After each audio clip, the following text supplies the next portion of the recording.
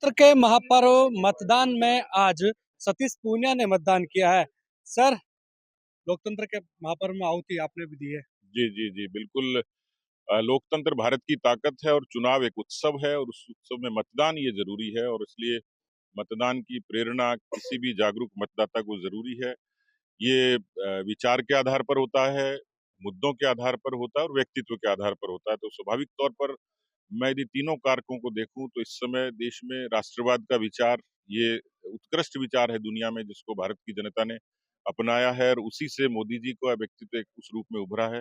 उनका नाम और काम मतदाताओं को आकर्षित करता है। दूसरा, कुछ प्रादेशिक मुद्दे होते हैं जिनके आधार पर वहाँ की स्थानीय जनता वोट कास्ट करती है और इसलिए स्वाभाविक तौर पर जो सत्ता है उसके खिलाफ जो रुझान है, जो एंटी इनकम्बेंसी है, वो अब रिजेंटमेंट में बदल चुकी है। किसानों की कर्जा माफी, बेरोजगारी, भ्रष्टाचार, तुष्टीकरण, बदहाल कानून व्यवस्था, ये 5 कोर मुद्दे हैं जिसके आधार पर मुझे लगता है कि राजस्थान की जनता ने कांग्रेस के खिलाफ ईवीएम पर बीजेपी के पक्ष में बटन दबाया है। दावे के साथ कह सकता हूँ कि आपने खुद को वोट नहीं दी है। मुझे यहाँ तो क्योंकि मैं झोटवाड़ा का मतदाता हूँ तो मैं मेरा वोट मैं नहीं दे पाया, लेकिन मैं क्योंकि पार्टी का ज़िम्मेवार व्यक्ति हूँ तो मैंने विचार के आधार पर ही वोट दिया। आमेर से प्रत्याशी हो, आमेर में क्या इस बार वापस परिवर्तन आएगा या फिर वही आप दोहरा पाएंगे? आमेर में एक बार फिर से कमल खिलेगा जोरों से। किस तरह का रुझान देख रहे हैं इस बार? क्योंकि मतदान में कहीं न कहीं सुबह का जो समय है, उसमें बड़ी संख्या में लोग बढ़-चढ़ कर भाग ले रहे हैं। देखिए, अच्छा है और धीरे-धीरे ग्रेजुअली इसमें बढ़ोतरी हुई है, लगातार मतदान प्रतिशत बढ़ता रहा है 52 से लेकर आज तक।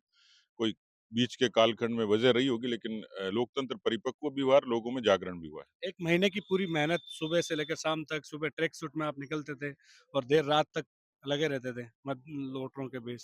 क्या लगता है? अब चुनाव भी इम्तिहान की तरह होता है और कई बार ये अग्नि परीक्षा जैसा हो जाता है तो इसलिए वो 1 महीना जो है वो सबके लिए तन, मन और धन से चुनौतीपूर्ण होता है। कई आरोप और प्रत्यारोप लगे। क्या लगता है कि मतदाताओं का विश्वास जीत पाएँगे? देखिए, लोकतंत्र में अभिव्यक्ति की आज़ादी है और लोकतंत्र तभी परिपक्व होता है जब उसका समालोचना हो, अच्छे तरीके से तार्किक आधार पर, मुद्दों के आधार पर बात हो। आलोचना भी लोकतंत्र का हिस्सा है, सहमति और असहमति भी लोकतंत्र का हिस्सा है, अभिव्यक्ति भी लोकतंत्र का हिस्सा है और इसलिए इन सब प्रक्रियाओं से ही कोई कैंडिडेट और पार्टी गुज़रती है, तो इसमें अनएथिकल कुछ भी नहीं है, इसी का पार्ट है। लेकिन कहीं न कहीं वोटरों को दबाया जाता है और प्रेशर किया जाता है, खास तौर पर उनको लोक लुभावनी वादे किए जाते हैं। क्या जनता ये सोचकर वोट करे कि क्या फ्री स्कीम में जाए या फिर जो सरकार के हित में हो, आम जनता के हित में हो, उन मुद्दों पर? देखिए, लोकतंत्र परिपक्व ज़रूर हुआ है, लेकिन लोकतंत्र का परिष्कार ज़रूरी है। लोकतंत्र संस्कृति है, तो विकृति भी है।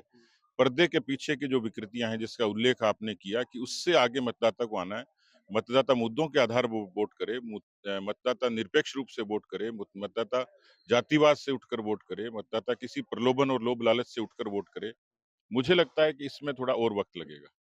संकल्प पर या गारंटी पर? नहीं, मैं गारंटी की भी बात कर रहा हूँ और जिस तरीके से देखिए सरकार को यदि वहाँ जाना है तो अपने रिपोर्ट कार्ड के आधार पर जाना चाहिए। इन्फ्लुएंस करने के आधार पर जब जाते हैं, तो निश्चित रूप से वोटर भ्रमित तो ज़रूर होता है, लेकिन सच्चाई तो वो भी जानता है और पब्लिक है, सब जानती है। इसलिए इस तरीके की कोशिशें होती हैं, पर उन कोशिशों पर जनता मुहर नहीं लगाती। वो संकल्पों पर जाती है कि उनका आने वाली जो सरकार है, उसका एजेंडा क्या है। ईवीएम बदनाम तो नहीं होगी?